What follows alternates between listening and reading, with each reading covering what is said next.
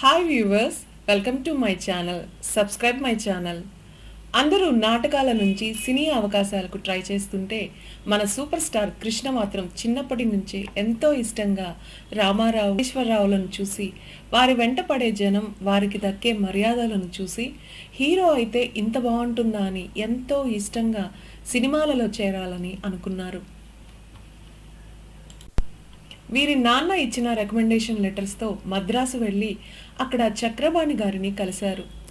ఆయన కృష్ణను చూడగానే, అరే భలే ఉన్నావు, కాస్త వయసు తక్కువగా ఉంది, ఒక 4-5 ఏళ్లు గడవని అన్నారట. కృష్ణకు రామారావు అంటే ఇష్టమని ఒక స్టూడియోకి తీసుకెళ్ళి ఎన్టీఆర్ని కల్పించారట. ఆయన కృష్ణను చూసి, భలే ఉన్నావు బ్రదర్, ముందు నాటకాలు వేయి, మీకు మంచి అనుభవము వస్తుంది, మీకు మంచి భవిష్యత్తు ఉంది అంటూ ఎంకరేజ్ చేసి మీరు ఫ్యూచర్లో గొప్ప నటుడవుతారు అన్నారట. ఇక కృష్ణ బుర్రపాలెం వెళ్ళాలి అనుకున్నారట. ఇంకో లెటరు ఎల్వి ప్రసాద్ గారికి ఉండడం వలన ఆయనని కలిశారట. ఆయన కూడా బాగున్నావు, కొన్ని రోజులు నాటకాలు వేయి, నటన వయస్సు రెండూ సరిపోతాయి అన్నారట. వీరందరి సలహా మీద కొన్ని రోజులు నాటకాలు వేశారు కృష్ణ. ఆ తర్వాత చిన్న చిన్న అవకాశాలు వచ్చినట్టే వచ్చి ఆయనకు లేకుండా పోయాయి.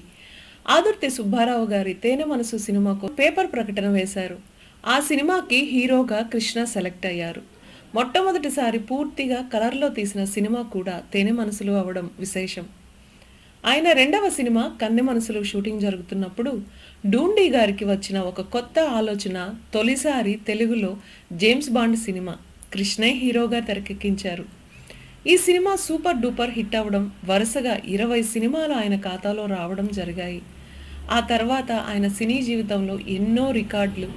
74వ దశకంలో సినీ చరిత్రలో నిలిచిపోయే అల్లూరు సీతారామరాజు సినిమా కృష్ణకి బాగా పేరు ప్రతిష్టలు, ఉత్తమ నటుడిగా అవార్డును తెచ్చిపెట్టాయి. ఇవే కాక వివిధ జోనర్స్లో ఆయన చేసినన్ని ప్రయోగాలు ఎవ్వరూ చేసి ఉండరు. సెకండ్ ఇన్నింగ్స్లో కూడా హీరోగా చేసి ప్రేక్షకులను మెప్పించిన ఘనత కృష్ణకే దక్కుతుంది. ఈయన సినీ జీవితంలో ఎన్నో రికార్డులు, అభిమాన సంఘాలు ఏర్పడింది ఈయనతోనే.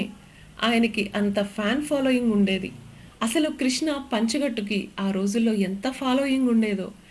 ఎన్టీఆర్, ఏఎన్ఆర్లతో పోటీపడి సినిమాలు తీయడం, విజయాలు దక్కించుకోవడం, షూటింగ్ సమయంలో ఎంత రిస్క్ తీసుకునైనా షాట్ చేసేవారట. అందుకే ఆయన్ను అందరూ డేరింగ్ అండ్ డాషింగ్ హీరో అని అంటారు. అప్పట్లో ఎన్టీఆర్ తర్వాత కృష్ణకే అంతటి పేరు, ఎక్కువ కాలం సినీ ఇండస్ట్రీలో కొనసాగడం కూడా జరిగింది. ఆ తర్వాత మెగాస్టార్కి ఆ గౌరవం దక్కింది. ఈయన రాజకీయంగానూ అనుభవజ్ఞులే. కొన్నేళ్లు ఆ రంగంలో కూడా సేవలు చేశారు. తెలుగు సినీ చరిత్రలో నటశేఖరుడిగా ఎత్తైన శిఖరాలను అధిరోహించిన దిగ్గజాలలో మన కృష్ణ ఒకరు.